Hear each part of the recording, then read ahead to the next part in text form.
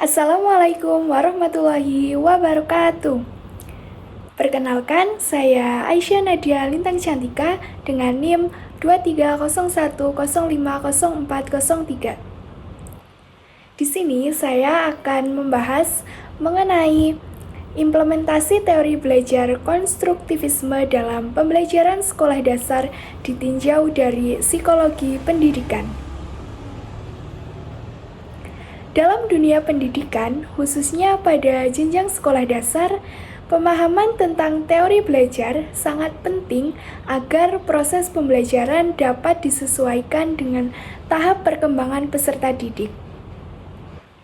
Salah satu teori belajar yang sangat sesuai diterapkan di sekolah dasar adalah teori konstruktivisme.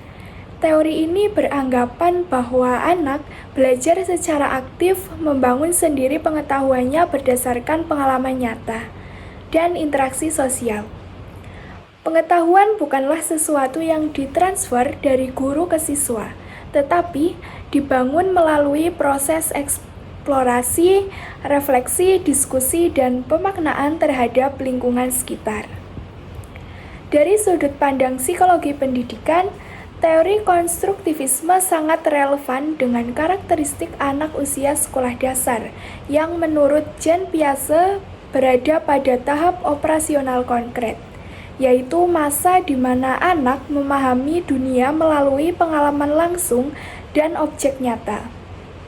Oleh karena itu, pembelajaran harus melibatkan aktivitas konkret dan kontekstual.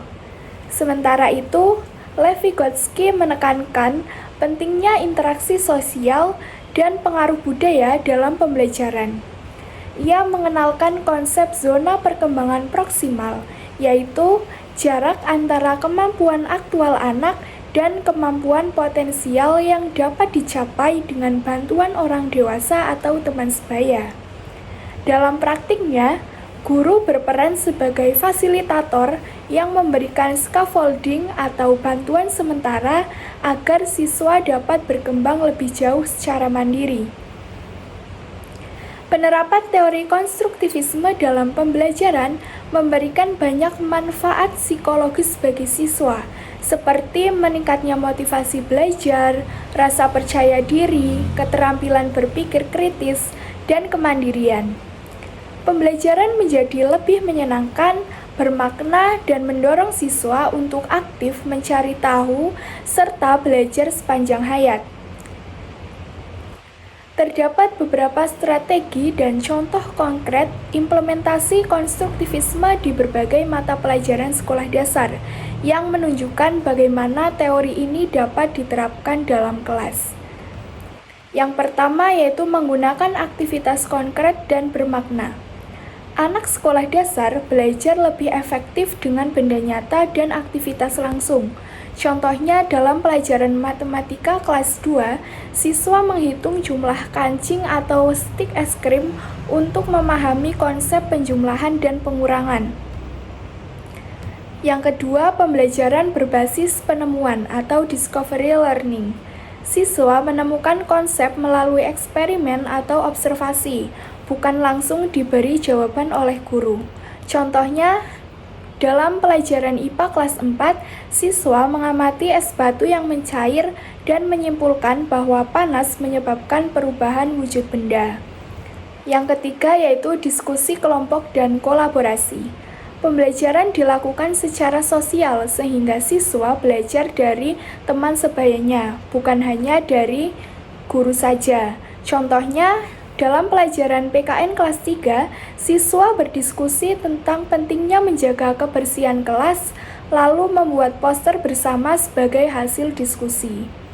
Yang keempat, guru sebagai fasilitator, bukan pusat informasi.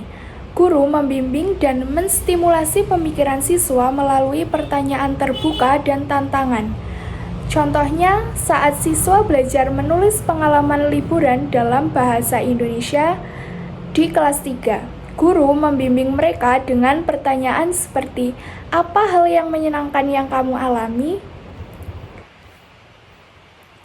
Nah, itu tadi beberapa contoh penerapan di dalam kelas. Kesimpulannya yaitu teori konstruktivisme memberikan landasan kuat untuk menciptakan pembelajaran di sekolah dasar yang aktif, interaktif, dan kontekstual.